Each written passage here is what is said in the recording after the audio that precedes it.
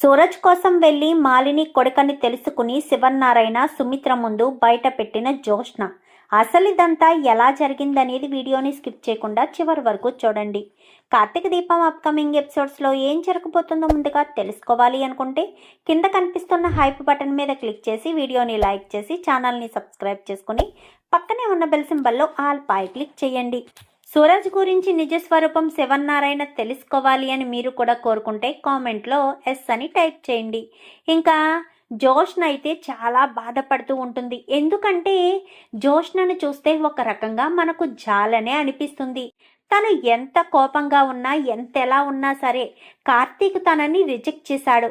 పోనీ తనని బంగారం బంగారం అంటూ తన వెంట పడిన సూరజ్ అయినా సరే పెళ్లి చేసుకోవడానికి అవకాశం రాగానే సరే పెళ్లి చేసుకుంటాను అని అన్నాడా? సూరజ్ కూడా రిజెక్ట్ చేశాడు. ఇంకా జోష్నకు తల తీసేసినట్టు అవుతుంది.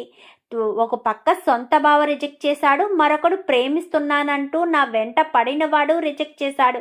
అసలు సూరజ్ జోష్నను రిజెక్ట్ చేస్తాడు అన్న ఆలోచన కానీ ఆ ఊహ కానీ ఆ తలంపు కానీ అసలు జోష్నకే ఉండదు. ఊహించని రీతిగా సూరజ్ అలా చెప్పేసేసరికి జోష్నకు షాక్ అనిపిస్తుంది.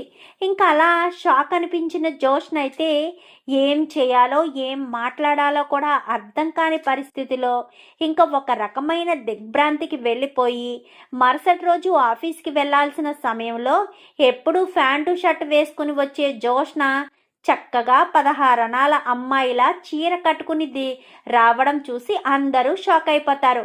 ఎందుకంటే జోష్న పెళ్లికి ఒప్పుకుంటాను, నా మనసులోంచి భావన తీసేసి సూరజ్ని ప్రేమించడం మొదలు పెడతాను అని చెప్తుందని ఎన్నో ఆశలు పెంచుకున్న సుమిత్ర శివన్నారాయణ దశరథులకైతే ఊహించని షాకే ఇస్తుంది. నేను లైఫ్ లాంగ్ ఇలాగే పెళ్లి పటాకులు లేకుండా ఒంటరిగానే నా బ్రతుకుని సాగిస్తాను, మీరు ఇచ్చిన నాకు జాబ్లో చేసుకుంటూ ఇదే మెయింటైన్ చేస్తూ ఉంటాను. ఒకప్పుడు మీరు చూసిన జోష్న నా కళ్ళ ముందు కనిపించదు. మీ దగ్గర మీకు అసలు ఆ జోష్నను చూడలేరు. నేను ఇలానే ఉంటాను అనుకుంటూ జోష్న కాస్త వెళ్ళిపోతుంది. అమ్మ జోష్న, అంత కఠినమైన నిర్ణయం ఎందుకు తీసుకున్నావు అనగానే, నా పెళ్ళి జరగదు అని మీకు చెప్పేస్తే ఇంకా మీకు ఎలాంటి ఇబ్బంది ఉండదు కదా, నేను పెళ్ళి చేసుకుంటాను, అందుకే మీకు ఒక క్లారిటీ ఇచ్చేసాను అనుకోండి, ఎలాంటి ఇబ్బంది ఉండదు, అందుకే మీకు క్లారిటీగా చెప్తున్నాను, నాకు ఇంకా పెళ్ళి వద్దు, పెళ్ళి లైఫ్లో చేసుకోను, జీవితాంతం ఇలాగే బ్రహ్మచారినిగా ఉండిపోతాను అని చెప్పి జోష్నిచ్చిన షాక్కి వీళ్ళంతా షాక్ అయిపోతారు. సరే తర్వాత ఏదైనా మాట్లాడుకుందాం, మేము ఆఫీస్కి వెళ్తున్నామంటూ దీప కార్తీక్ ఇద్దరు కూడా ఆఫీస్కి వెళ్ళిపోతారు. వెళ్ళిపోయిన తర్వాత ఇంకా వాళ్ళ ఆలోచనతో ఉండగా జోష్న కూడా చీర కట్టుకుని రావడంతో ఇదేంటి ఎప్పుడూ లేనిది జోష్న చీర కట్టుకుని ఆఫీస్కి వచ్చింది అని అనుకుంటూనే సూరజ్ అయితే జోష్న వంక అలా చూస్తూ ఉంటాడు. చూస్తూ ఉండేసరికి బ్రదర్ అంటూ కార్తీక్ పిలుస్తాడు. చెప్పండి బ్రదర్ అని చెప్పాను, కానీ మీకు ఒక షాకింగ్ న్యూస్ చెప్పడానికే పిలిచాను. జోష్న చీర కట్టుకుంది కదా అని, జోష్న అందంగా కనిపిస్తుంది అని, ఎప్పటికైనా మిమ్మల్ని ప్రేమించకపోతుందా అని మీరు ఆశలు పెంచుకోవచ్చు, కానీ అది ఎప్పటికీ జరగదని మాకు ఇందాకే అర్థమైంది అనేసరికి, ఏం మాట్లాడుతున్నారు బ్రదర్, మీకు ఇందాక అర్థం కావడం ఏంటి అనగానే, అవును జోష్న ఎవరిని పెళ్లి చేసుకోనని, నిన్నే కాదు ఎవరిని కూడా పెళ్లి చేసుకోనని, అసలు తన లైఫ్లో పెళ్ళనే పదానికే చోటు లేదని తను చెప్తుంది. అందుకోసమనే మీరు జోష్నను అలా చూడడం చూసి మేము షాక్ అయ్యాము, అందుకే మీకు అసలు విషయం ఏంటో చెప్పాలి అన్న ఉద్దేశంతోనే చెప్తున్నాను అనేసరికి, ఏం మాట్లాడుతున్న బ్రదర్, జోష్న అలాంటి నిర్ణయం తీసుకోవడం ఏంటి?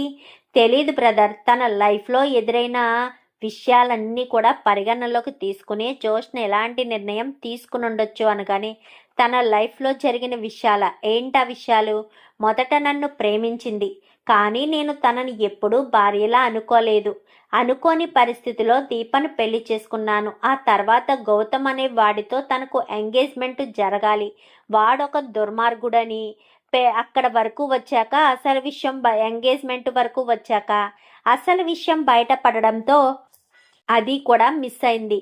ఇంకా తర్వాత నువ్వు లైఫ్లోకి వచ్చావు, ప్రేమిస్తున్నాను అంటూ వెంట పడ్డావు, నిన్ను పెళ్లి చేసుకోమని అంటే జోష్న మనసులో నేను లేకుండా పెళ్లి చేసుకోను అంటూ చెప్పావు. ఇంత జరిగిన తర్వాత, ఇవన్నీ జరిగిన తర్వాత అందుకే జోష్న ఇలాంటి కఠినమైన నిర్ణయం తీసుకుని ఉండొచ్చు అని చెప్పి ఇంకా సూరజ్కి కాస్త కార్తీక్ చెప్తాడు. ఆ మాట చెప్పడంతో సూరజ్ కొంచెం డల్ అయ్యి తన ఎక్కడైతే తన ప్లేస్ ఉందో ఆ ప్లేస్ దగ్గరికి వెళ్ళిపోతాడు సూరజ్ అయితే. ఇంకా అలా వెళ్ళిపోయి సూరజ్ అక్కడ కూర్చుని బాధపడుతూ ఉండగానే సూరజ్ అప్పుడే ఒక ఫోన్ వస్తుంది. ఫోన్ రావడంతో సూరజ్ మాట్లాడిన మాటలు ఇంకా అవన్నీ కూడా జోష్న చాటుగా వింటుంది. మనం అనుకున్నది జరగదని అనిపిస్తుంది, ఎందుకో ఏంటో జోష్న పెళ్లి చేసుకోనని చెప్పేసింది అంటూ సూరజ్ బయటికి వెళ్ళి మాట్లాడుతుండేసరికి సూరజ్తో మాట్లాడదామని జోష్న వెనకాలే వెళ్ళి పక్కన నిలబడేసరికి మనం అనుకున్నది జరగదు, జోష్న మనసు మార్చుకుంది అంటూ సూరజ్ మాట్లాడిన మాటలు వింటుంది జోష్న. ఆ మాటలు వినడంతో ఒక్కసారిగా షాక్ అవుతుంది. ఇదేంటి సూరజ్ ఎవరితో మాట్లాడుతున్నాడు, పెళ్ళి ఇలాగే జరిగింది ఇలాగే జరుగుతుంది అంటూ ఎవరితో మాట్లాడుతున్నాడు, అసలు ఇదంతా ఏంటి, నాకు అర్థం కావట్లేదు, అసలు సూరజ్ అలా ఎందుకు చేస్తున్నాడు అని అనుకుంటూ జోష్న కాస్త సరే ఇప్పుడే వస్తున్నాను అంటూ వెళ్ళేసరికి అసలు సూరజ్ ఎవరితో మాట్లాడాడు, మనం అనుకున్నది జరగదు, జోష్న పెళ్ళే చేసుకోను అంటూ నిర్ణయం తీసుకుంది అని నేను తీసుకున్న నిర్ణయాన్ని ఎవరికి చెప్తున్నాడు సూరజు, అసలు ఇప్పుడు ఎవరిని కలవడానికి వెళ్తున్నాడు అన్న అనుమానంతో జోష్న వెనకాలే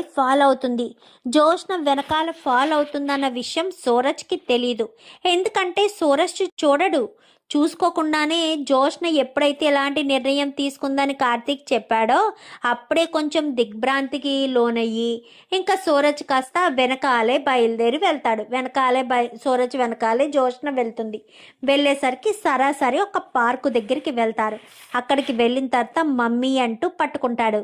ఏంటి నాన్న ఏమైంది అనగాని, ఇన్ని రోజులు మనం కష్టపడ్డ కష్టమంతా బూడిదలో పోసిన పన్నీర్ అయిపోయింది. ఆ జోష్న తన మనసును మార్చుకుంది, తనని ఏదో రకంగా మాయ చేసి మంత్రం చేసి నా వైపు తిప్పుకోవాలని, నన్నే ప్రేమించాలని, నేను లేకుండా బ్రతకలేను అన్నంత స్థితికి తీసుకురావాలని ఎంతో ప్రయత్నించాను. కానీ జోష్న ఇలా చేస్తుందని కలలో కూడా అనుకోలేదు అనేసరికి, ఏంటి నాన్న ఏంటి నువ్వనేది, అవును మమ్మీ, జోష్న ఎవరిని పెళ్లి చేసుకోనని కరాఖండిగా చెప్పేసింది. ఇప్పుడు జోష్న మనసులోని ప్రేమను ఎలా తీయాలో ఏంటో నాకు అర్థం కావట్లేదు, జోష్న నన్ను ప్రేమించట్లేదు అని చెప్పింది. ఇప్పుడు నన్నే కాదు ఎవరిని పెళ్లి చేసుకోనంది.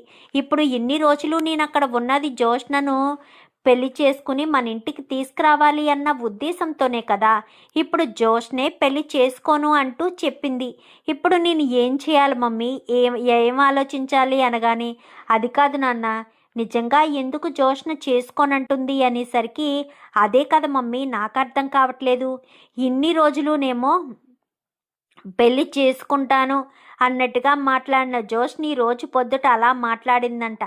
జోష్న మాట్లాడిన మాట తీరుకు కార్తీక్ నాకు చెప్పాడు అనేసరికి, ఇంకా నేను అక్కడ ఉండడం అనవసరమేమోనని నాకు అనిపిస్తుంది అంటూ సూరజ్ మాట్లాడతాడు. అనేసరికి సరేనన్న నీకు నచ్చినట్టు చెయ్యి అని చెప్పి ఇంకా మాలిని చెప్పడంతో వీళ్ళ ముగ్గురు పక్కనే దక్షిణామూర్తి ఉంటాడు.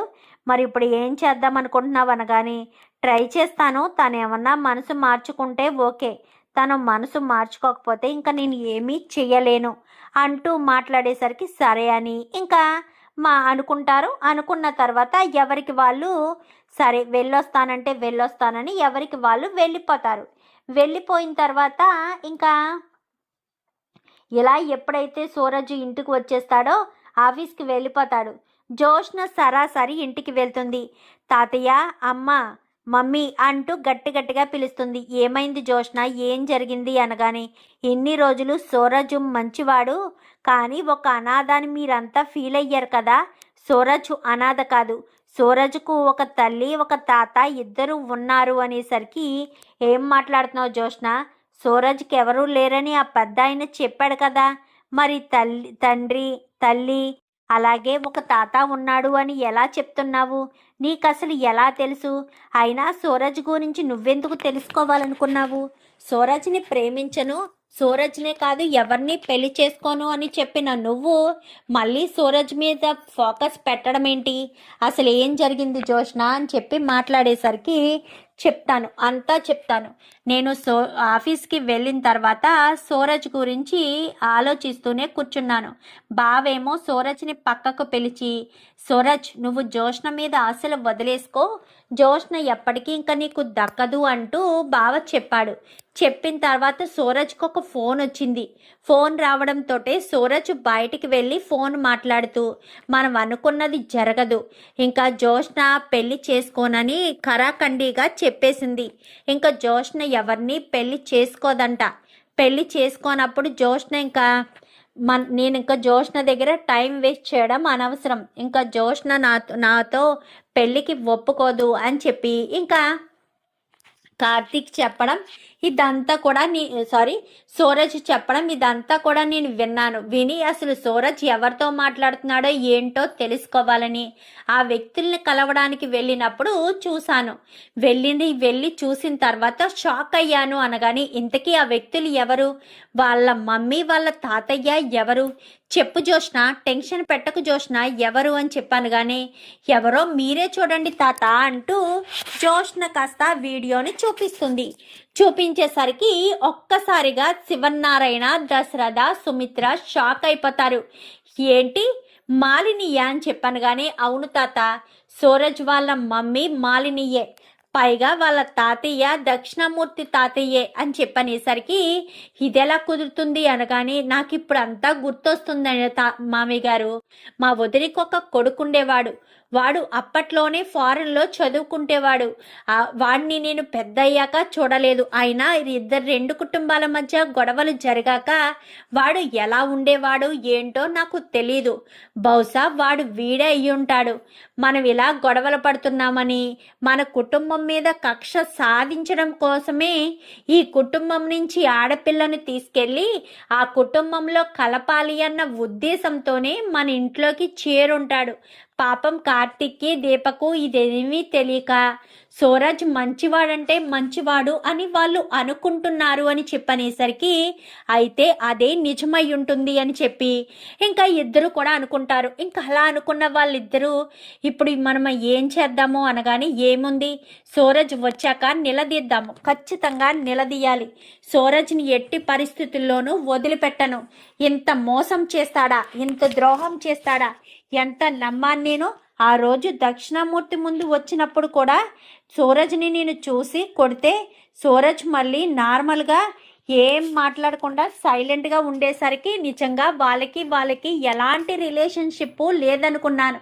కానీ వాళ్ళు కావాలని నాటకం ఆడారని అర్థమవుతుంది అనగానే మన పిచ్చి కాకపోతే నాన్న, వాళ్ళకు కావాలని నాటకం ఆడారు కాబట్టే కదా మీరు కొట్టినా కానీ ఎదురుగా ఏమీ మాట్లాడలేదు, మాట్లాడకపోవడం వల్లే కదా సైలెంట్గా ఉన్నారు అని చెప్పనేసరికి అవును దశరథ, నిజమే, నువ్వు చెప్పింది నిజమే. కొట్టినా రియాక్ట్ అయితే అక్కడే నిజాలు బయటపడిపోతాయి. ఓపిక్గా ఉన్నారు అంటే ఏదో కుట్రతోనే మన ఇంట్లో అడుగు పెట్టారని తెలుస్తుంది. ఇంత కుట్ర చేసి ఇంత మోసం చేస్తారని కలలో కూడా అనుకోలేదు కదా అని చెప్పనేసరికి అవును కదా, అనుకోలేదు. అసలు అలా జరుగుతుందని మనం ఊహించలేదు. ఇంత మోసం చేశారా, ఇంత కుట్ర చేశారా, వీళ్ళని మాత్రం ఎట్టి పరిస్థితుల్లోనూ వదిలిపెట్టకూడదు, వీళ్ళని మాత్రం ఎట్టి పరిస్థితుల్లోనూ క్షమించకూడదు అని చెప్పి ఇంకా శివన్నారాయణ, దశరథ, సుమిత్ర ముగ్గురు కూడా అనుకుంటారు. ఇంకా సాయంత్రం ఆఫీస్ అయిపోయిన తర్వాత కార్తీక్కి ఫోన్ చేస్తారు. కార్తీక్, దీప మీరిద్దరు కూడా ఇంటికి రండి, ఈలోపు తను సూరజ్ కూడా వస్తాడు అనేసరికి ఎందుకు తాత అని చెప్పాను, కానీ ఇంటికి రండి. ఒక భయంకరమైన నిజం తెలిసింది. ఆ నిజం తెలిసాక నేను నిజంగా షాక్ అయ్యాను. అసలు ఆ నిజం చూస్తే మీరు కూడా షాక్ అవుతారు అనేసరికి ఏంటి తాత, ఏంటా నిజం? మీరు దేని గురించి మాట్లాడుతున్నారో, ఎవరి గురించి మాట్లాడుతున్నారో తెలియడం లేదు అని చెప్పనేసరికి తెలుస్తుంది కార్తిక్, అంతా తెలుస్తుంది. అన్ని విషయాలు బయటకు వస్తాయి. సూరజ్ ఎవడో ఏంటో అన్ని నిజాలు తెలిసిపోయాయి అనేసరికి ఏం మాట్లాడుతున్నావు తాత, సూరజ్ ఎవరేంటి? సూరజ్ ఒక అనాథ అన్న విషయం మనకు తెలుసు కదా అనగానే, లేదు కార్తిక్, మనం మోసపోయాము. సూరజ్ అనాథ కాదు, సూరజ్ అసలు అనాథే కాదు అనేసరికి నమ్మలేకపోతున్నాను. సూరజ్ అనాథ కాదు అంటావేంటి? ఏం మాట్లాడుతున్నావు తాత అని చెప్పాను. కానీ అవును, సూరజ్ అనాథ కాదు, అంతా మనం అనుకుంటున్నాము అనాథని. ఏంటో నాకు అంతా అర్థమైంది అని చెప్పనేసరికి సరే సాయంత్రం వస్తాం కదా తాత, అప్పుడు మాట్లాడుకోవచ్చని ఇంకా కార్తీక్ ఫోన్ పెట్టేస్తాడు. ఏంటండి, ఏంటి బావా అని చెప్పాను. కానీ సూరజ్ అనాథ కాదు అని తాత చాలా కోపంగా అంటున్నాడు. దీప, సూరజ్ అనాథ అనే కానీ కదా పెద్ద ఆయన చెప్పాడు, అనాథ కాదు అని చెప్పడం ఏంటి? అసలు నాకేమీ అర్థం కావట్లేదే అని ఆలోచిస్తూ కార్తీక్ అయితే, సరే నువ్వు ఆ వర్క్ చేసుకో, నేను ఒక అరగంటలో వస్తాను, అప్పుడు ఇద్దరం కలిసి ఇంటికి బయలుదేరదామని గబగబా హాస్పిటల్కి వెళ్తాడు. ఆ 2 రోజుల ముందే కదా ఆపరేషన్ అంటూ చెప్పాడు. సరే కదా అని చెప్పి హాస్పిటల్కి వెళ్ళేసరికి ఆ బెడ్ మీద ఎవరూ ఉండకపోవడంతో ఇక్కడ ఒక పేషెంట్ ఆపరేషన్ చేయించారు కదా, 5 లక్షలు కట్టి ఆ పేషెంట్ పేరు మీద బిల్లు కూడా ఇచ్చారు అని చెప్పనేసరికి ఏ పేషెంట్ సార్ అని చెప్పాను. కానీ పలానా పేషెంటు అనేసరికి అలాంటి పేషెంట్లు ఎవరు జాయిన్ అవ్వలేదు సార్, ఎలాంటి ఆపరేషన్లు కూడా జరగలేదు అనేసరికి డాక్టర్ గారు ఎక్కడున్నారు అనగానే పలానా రూమ్లో అనగానే ఆ రూమ్కి వెళ్తారు. వెళ్ళేసరికి డాక్టర్ అని చెప్పాను. కానీ ఏంటి మీరు మళ్ళీ వచ్చారు అనగానే, ఆ రోజు మీరు ఒక పేషెంట్ దగ్గరికి వెళ్ళి ఆపరేషన్కి 5 లక్షలు కట్టేశారు కదా, ఆపరేషన్ చేస్తాను అంటూ మాట్లాడారు, అది నిజమేనా డాక్టర్ అని చెప్పాను. కానీ అది అనేసరికి మీరు గనక నిజం చెప్పకపోతే మాత్రం ఊరుకోను అనగానే, నాకేమీ తెలియదు సార్, అతను వచ్చి ఎలా అని అడిగితే గనక చెప్పాలి అని చెప్పారు అంతే, అంతకు మించి ఏమీ తెలియదు, అతను మాకు డబ్బు ఇచ్చి ఇదంతా చేయించాడు అని చెప్పనేసరికి, అంటే మీరు నిజంగా ఆయనకు ఆపరేషన్ చేయించలేదా అనగానే, ఆయనకి ఏ ప్రాబ్లం వచ్చిందని ఆపరేషన్ చేస్తారు, అంతా బాగానే ఉంది కదా, మరి ఆ రోజు 5 లక్షలు బిల్లు కట్టినట్టు అనగానే ఏదో ఫేక్ బిల్ ఇచ్చామంతే, అంతకు మించి ఏమీ లేదు అని చెప్పనేసరికి కార్తిక్ ఒక్కసారిగా షాక్ అయిపోతాడు. ఇదంతా కూడా నాటకం అన్నమాట. అంటే తాతకు ఏదో తెలిసింది, ఆ విషయం ఏంటో కూడా తెలుసుకోవాలి అని సూరజ్ అక్కడి నుంచి కాస్త గబగబా వస్తాడు. వచ్చేసరికి సూరజ్ రావడంతో, సూరజ్ నీతో మాట్లాడాలి అని చెప్పి శివనారాయణ కాస్త కూర్చోమని చెప్తాడు. కార్తిక్కి ఫోన్ చేయి సుమిత్ర అని చెప్పాను. కానీ అలాగే మామయ్య అని చెప్పి కార్తిక్కి ఫోన్ చేసేసరికి కార్తిక్ ఫోను దీప దగ్గర ఉండడంతో దీప లిఫ్ట్ చేస్తుంది. చెప్పండి అమ్మా అనగాని, ఎక్కడున్నారు దీప అని చెప్పనేసరికి, మేము రావడానికి ఒక 20 నిమిషాలు పడుతుందమ్మా అని చెప్పాను. కానీ సరేనని మామయ్య గారు 20 నిమిషాలు పడుతుందంట అని చెప్పాను. అనేసరికి సూరజ్ నీకేమైనా పనులున్నాయా అని చెప్పాను. కానీ లేవండి అనేసరికి, సరే కూర్చో, కార్తీక్ వాళ్ళు వచ్చాక మాట్లాడుకుందాము. అమ్మ సుమిత్ర ఈలోపు కాఫీ చేసి తీసుకురా అమ్మా అనగాని, సరే మామయ్య అంటూ ఇంకా సూరజ్ వంక చూస్తూ, ఏం పని లేదండి, ఇక్కడే ఉంటాను, పర్వాలేదు వెయిట్ చేస్తాను అని చెప్పి కూర్చుని ఉంటాడు. ఏదో కంపెనీ గురించి మాట్లాడడానికే అని అనుకుంటాడే తప్ప ఇలా నేను దొరికేశాను అన్న ఆలోచన తనకు రాదు. అయినా తనతో మాలిని వాళ్ళతో మాట్లాడుతూ ఉండగా ఎవరో చూస్తారు తీస్తారు అని అనుకోడు కదా. సో ఆ లెక్క ప్రకారం అలా కూర్చుని ఉంటాడు. వచ్చేసరికి కార్తిక్ వాళ్ళు రానే వస్తారు. ఈలోపు కాఫీ రావడంతో కాఫీ తాగుతూ కూర్చుంటారు. కూర్చోవడంతో కార్తిక్ వాళ్ళు రావడంతో, ఎక్కడికి వెళ్ళావు కార్తిక్ అనగానే, చిన్న పని మీద వెళ్ళాను అనేసరికి ఇంకా రావడంతో, చెప్పు తాత అని చెప్పాను. కానీ సూరజ్ నువ్వు నిజంగా అనాథవేనా? అంటూ శివనారాయణ అడుగుతాడు.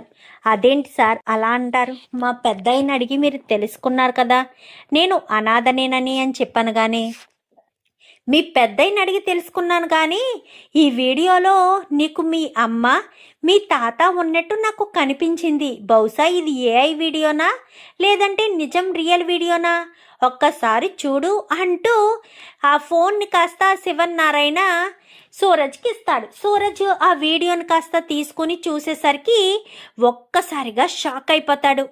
ఎందుకంటే వాళ్ళమ్మను వాళ్ళ తాతను కలిసిన విషయం ఎవరికీ తెలియదు కదా. సూరజ్ మాలిని కొడుకన్న విషయం రివీల్ అయిపోయింది కదా.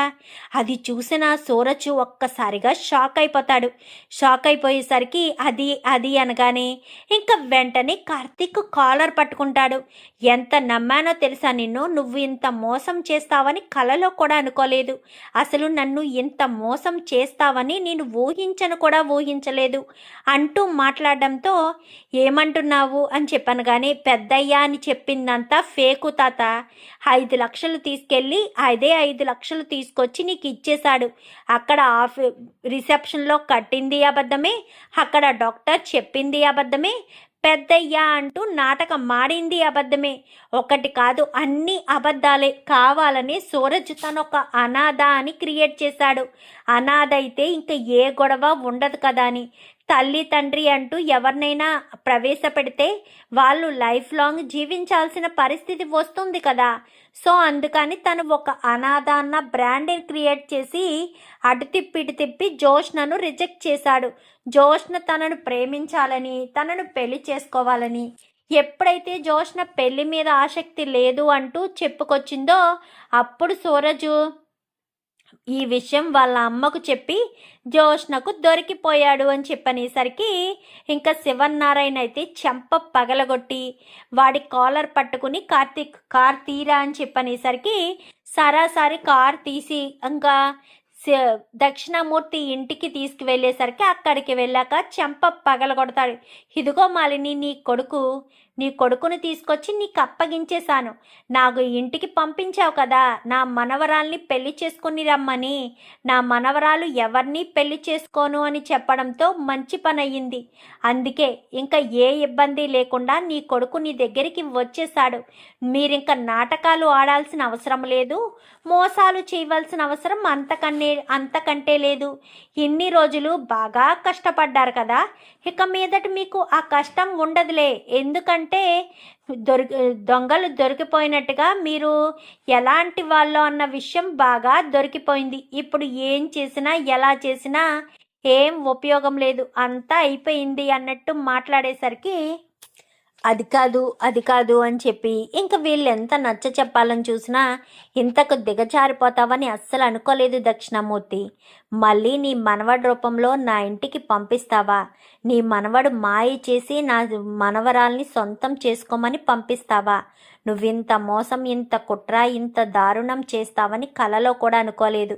ఇన్ని కుతంత్రాలు చేస్తావని నేను ఊహించలేదు అంటూ చెప్పేసేసరికి అది కాదు శివనారాయణ అని చెప్పాను. కానీ ఇంకా నువ్వు నాకేమీ చెప్పకు, నువ్వు చెప్పిన మాటలు నేను నమ్మను, నేను ఇంకా ఎవరిని నమ్మను అంటూ ఇంకా దక్షిణామూర్తి వంక చూస్తూ శివనారాయణ వార్నింగ్ ఇచ్చి కార్తీక్ పదరా అని చెప్పి కార్తీక్ని తీసుకొని సరాసరి ఇంటికి వెళ్ళిపోతాడు.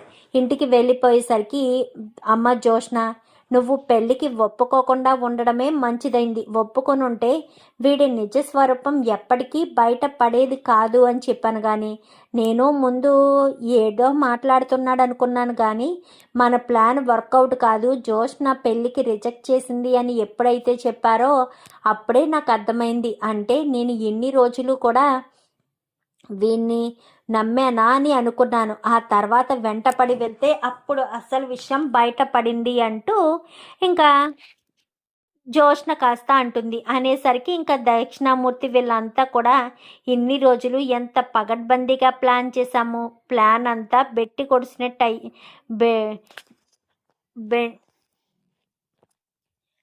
ప్లాన్ అంతా రివర్స్ అయినట్టు అనిపించింది. దక్షిణామూర్తిని దెబ్బతీయాలని చూసిన నా ప్లాను అట్రప్లాప్ అయింది అని చెప్పి అనుకుంటూ ఉంటారు. చూద్దాం మరి రాబోయే ఎపిసోడ్స్లో ఇలాగే జరగాలని మీరు కూడా కోరుకుంటే కామెంట్లో ఎస్ అని టైప్ చేయండి. Thank you for watching.